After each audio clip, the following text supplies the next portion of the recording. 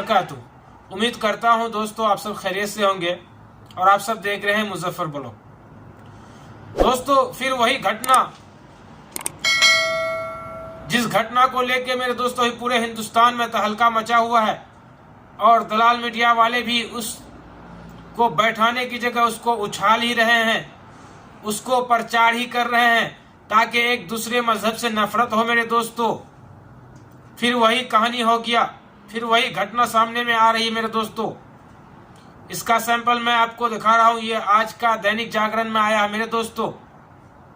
एक प्रेमी ने अपने प्रेमिका को छत से धक्का देकर गिरा दिया, चौथी मंजिल से गिराया मेरे दोस्तों। उस लड़की की मौत हो गई है और उस लड़की वाले का आरोप है कि मुस्लिम लड़का है, सुफियान नाम उनका।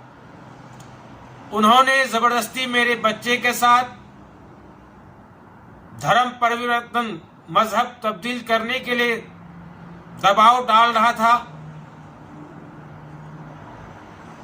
मेरी बेटी ने मजहब नहीं बदला, जिसके वजह से मेरी बच्ची को छत से धक्का देकर मार दिया गया। और लड़की के वालिद को जब पता चला कि लड़की को फोन दिया गया है, सुफियान ने ही फोन दिया है, तो पूछा गया तो लड़की ने यह बताया था कि सुफियान हमको जबरदस्ती करता है और जबरदस्ती बात करने के लिए मुझे मोबाइल दिया गया है। आप समझ सकते हैं मेरे दोस्तों, इस तरह से एंगल दिया जा रहा है हिंदू मुस्लिम का। मेरे दोस्तों मजहब इस्लाम कुरान शरीफ साफ लफ्जों में कह दिया है, ला इकराह फिद्दीन, कि मजहब इस्लाम में किसी को लाने के लिए जोर जबरदस्ती नहीं है। यह अल्लाह की किताब है, मजहब इस्लाम की यह तालीम है कि किसी को जोर जबरदस्ती करके आप मजहब इस्लाम में दाखिल नहीं कर सकते हैं। सिवा अल्लाह जिसको हिदायत दे दे वही इस मजहब में दाखिल हो सकता है। मैं मुस्लिम भाइयों से कहना चाहता हूं, क्या मुस्लिम लड़कियां कम हैं जो आप इस तरह से गलत हरकतें करते हैं? अगर किसी से आप प्यार मोहब्बत करते हैं तो अपने अपने मजहब से कीजिए। अगर दूसरे मजहब से आपको प्यार मोहब्बत है तो आप उस लड़की को जान से क्यों मार देते हैं? एक इंसान की वजह से पूरा समाज बदनाम होता है, आपको उससे बचना पड़ेगा मेरे दोस्तों। इसी तरह से मेरे दोस्तों यूपी में जो मदरसों का सर्वे चल रहा था, मदरसों का सर्वे मुकम्मल हो गया है। सरकारी रिपोर्ट आया है मेरे दोस्तों, 8,496 मदरसे गैर कानूनी मान्यता प्राप्त किए हुए मदरसा हैं, यानी सरकार के नजर में उसका कोई मान्यता नहीं है। 8,496 मदरसा यूपी में मेरे दोस्त। सर्वे मुकम्मल होने के बाद मैं उम्मीद करता हूं कि सरकार से जिन मदरसों को गैर मान्यता प्राप्त पाया है उनको मान्यता दी जाएगी। ये राजनीतिक मुद्दा नहीं है, ये मजहब का मुद्दा नहीं है, ये शिक्षा और शिक्षा की मुद्दा है मेरे दोस्तों। डॉक्टर जावेद अहमद साहब का। इसी तरह से मेरे दोस्तों एक वीडियो और देख लीजिए। इस वीडियो में गृह मंत्री अमित शाह जी क्या कह रहे हैं, सुनिए इस वीडियो को। राष्ट्राध्यक्षों से बात करें कि भैया हमारे बच्चों को हमें वापिस लाना है, या थोड़ा गोलाबारी 2-3 दिन के लिए बंद करो और 72 घंटों के लिए 2 देश के मेरे दोस्तों ये बता रहे हैं कि मोदी जी हैं तो मुमकिन है।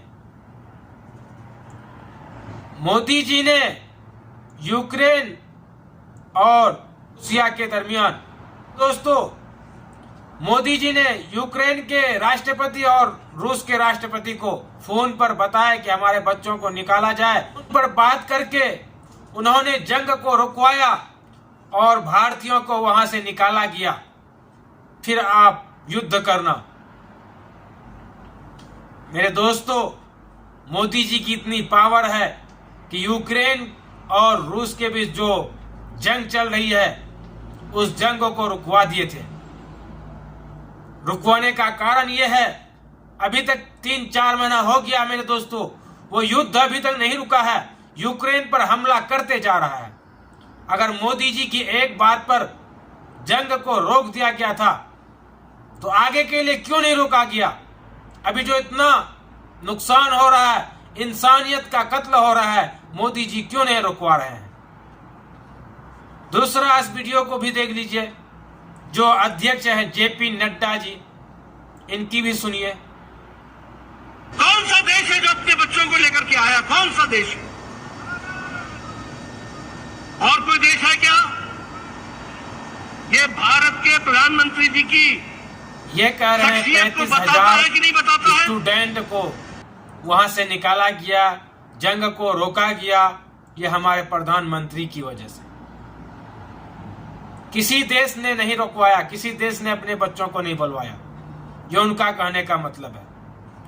सिर्फ हिंदुस्तान के बच्चे ही वहां पर थे और हिंदुस्तान के पीएम ही ने रोककर वहां से अपने स्टूडेंट को बुलाया, फिर युद्ध को चालू किया गया।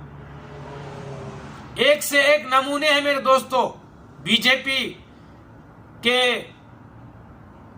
मंत्री, एमएलए, विधायक एक से एक बयान देते हैं मेरे दोस्तों। इसी तरह से मेरे दोस्तों इस वीडियो में भी देखिएगा आप, महात्मा गांधी जी का जो कातिल है, उस कातिल का आरती उतारा जा रहा है और गोद से जिंदाबाद का नारा लगा भी रहा है और गोद से अमर रहे का नारा भी लगाया जा रहा है।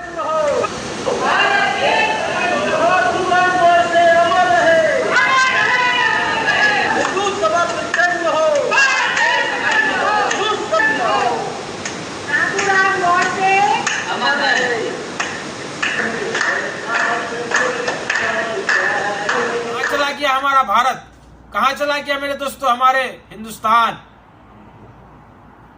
जब से ये सरकार आई है मेरे दोस्तों, जो कातिल होता है, कातिल का सपोर्ट किया जा रहा है मेरे दोस्तों। जो रेपिस्ट है, रेपिस्टों के साथ दिया जा रहा है मेरे दोस्तों। और दूसरा कोई पार्टी नहीं देता, सिर्फ बीजेपी के ही पार्टी दिया जाता है। और कातिलों को भी टिकट दिया जाता है, रेपिस्टों को भी टिकट दिया जाता है मेरे दोस्तों। ऐसा देखने में आया है अभी तक। अभी गुजरात में उसका सैंपल मिला है। एक रेपिस्ट अपनी बेटी के प्रचार में निकले हुए हैं।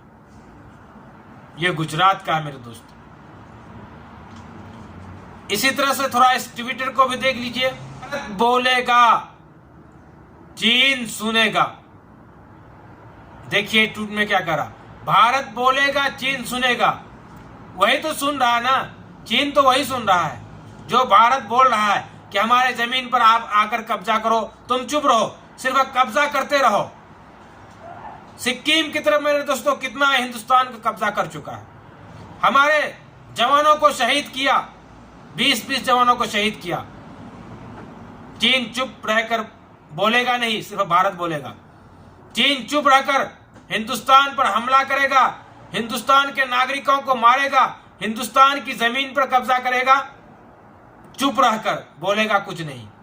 इसका मतलब यह है, देखिए किस तरह से ये ट्वीट कर रही है। दोस्तों फिर मिलेंगे इंशाल्लाह दूसरे वीडियो में, तब तक इजाजत दीजिए।